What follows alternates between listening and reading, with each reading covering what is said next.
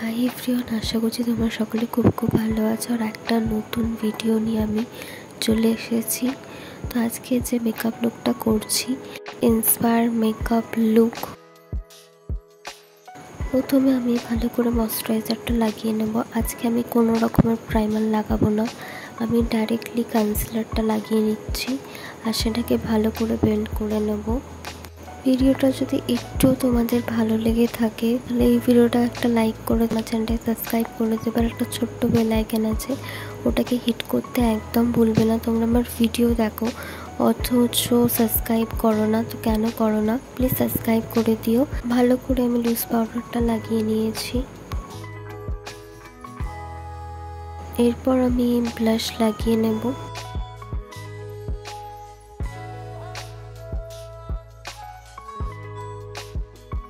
এরপর আমি আইব্রোটা করে নেব আর নোজ কন্ট্রোরটাও করে নেব। আমি এখানে একটা শিমার কালার লাগাচ্ছি যেটা হাইলাইটারের কাজ করছে। তোমরা দেখতেই পাচ্ছ কতটা পিগমেন্ট, আশা করছি তোমরা বুঝতে পারছো। এরপর আমি আরও একটু হাইলাইটার লাগিয়ে নিচ্ছি। এরপর ডাইরেক্ট আমি আই মেকআপে চলে যাব। তো আমি এই প্যালেট থেকেই আমি একটা ব্রাউন টাইপের কালার নিয়েছি, তো সেটাকে আমি ভালো করে ব্লেন্ড করে নেব। অফ ক্যামেরাতে আমি লাইনার আর লিপস্টিকটা লাগিয়ে নেব।